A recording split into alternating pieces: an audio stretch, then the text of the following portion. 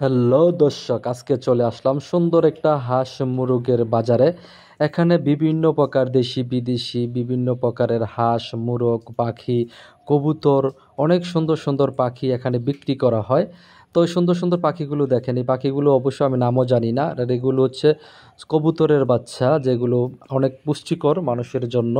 এখন কত সুন্দর সুন্দর পাখি, কত সুন্দর মন নিয়ে আনন্দ করতেছে, খেলা করতেছে পাখি পাখি একসাথে। তো এই বাজারটা দেখে আমার অনেক ভালো লাগে, ভিতরে একটা ময়না আছে। অনেক সুন্দর সুন্দর পাখিগুলো দেখে আমার অনেক ভালো লাগে, ঘুঘু পাখি।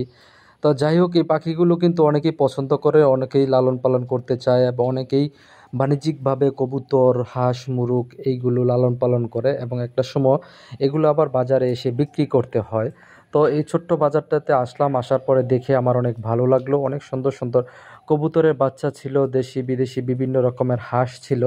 দেখেন চীনাই হাঁসগুলো কিন্তু কত সুন্দর করে আনন্দ করতেছে, বৈশা রইছে, আলগা ছাড়া আছে, কোনো দিকে যাচ্ছে না। আর এই হাঁসগুলো বিশেষ করে এভাবেই থাকে। আর দেখেন কত সুন্দর সুন্দর কবুতর। তো এখানে অনেকেই আমরা কবুতর পালন করি বাড়ির পরিবারের চাহিদা মেটানোর জন্য। আবার অনেকে আছে যে পালন করার সুযোগ থাকে না, সেই জন্য বাজার থেকে যখন খেতে মনে চায় তখন বাজার থেকে কিনে খেতে হয়। এখানে ব্যাপারী আছে এবং যারা বাড়িতে লালন পালন করে তারাও আছে, এখানে নিয়ে আসে এবং যাদের দরকার তারা দামাদামি করে তারপর এখান থেকে হাঁস মোরগ বিভিন্ন রকমের পশু পশু কিনে নিয়ে যায়। তো আমার দেখে অনেক ভালো লাগলো। আর বিশেষ করে সামনে যেহেতু শীত চলে আসতেছে, শীতের সময় কিন্তু হাঁসের মাংস অনেক দাম। এই ব্যাপারী সাহেব বলতেছে যে আমি বেশি টাকা লাভ করি না, আমি অল্প টাকা লাভ করি, কিন্তু কথায় কাজে মিল থাকতে হবে। আমি দাম বেশি চাই না, যে দামাদামি করি না, এক দাম বলি। আমি যেটা নাগালের ভিতরে আছে, যে দাম দিয়ে আপনি নিতে পারবেন বা আমার এখানে অল্প কিছু লাভ থাকবে, আমি সেই পরিমাণেই আমি দামটা বলে থাকি। তো মোটামুটি এই বাজারটাতে মোটামুটি প্রচুর পরিমাণে বেচা কিনা হয় প্রতিদিন সকাল থেকে। বিশেষ করে প্রতি রবিবারে এই বাজারটা জমে। এটা হচ্ছে কিশোরগঞ্জ জেলা বাইজিতপুর উপজেলা বাজার। এই বাজারে সকাল থেকে দেখেন, ভাই কিন্তু সঠিক কথা বলতেছে যে আমি বেশি দাম চাবো না, আমার লাভ কম হোক, সেল বেশি হোক। তো সেই কথা তিনি বলতেছিল। তো যাই হোক, মোটামুটি আমি অনেকটা সময় ছিলাম ওনার পাশে, তো দেখলাম যে আসলে উনি অন্য সব ব্যাপারীর থেকে অনেক সুন্দরভাবে একটু কম রেটে বিক্রি করতেছে, উনি লাভটা একটু কমই করতেছে, সেল বেশি দিচ্ছে।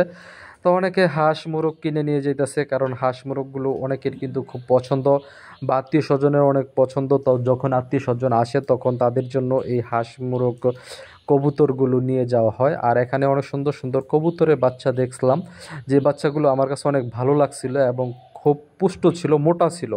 আর এগুলো হচ্ছে কোয়েল পাখি। কোয়েল পাখিগুলো অনেকে বাসায় পালে 2-4টা করে, যেন প্রতিদিন ছোট বাচ্চা যদি বাড়িতে থাকে তাদেরকে ডিম খাওয়ানোর জন্য। আর অনেকে আছে বাণিজ্যিকভাবে কোয়েল পাখি চাষ করে, অনেকে খাঁচায় চাষ করতেছে, অনেকে বড় বড় ঘর করে তারপরে কোয়েল পাখি চাষ করতেছে বা লালন পালন করতেছে, কোয়েল পাখির খামার করতেছে।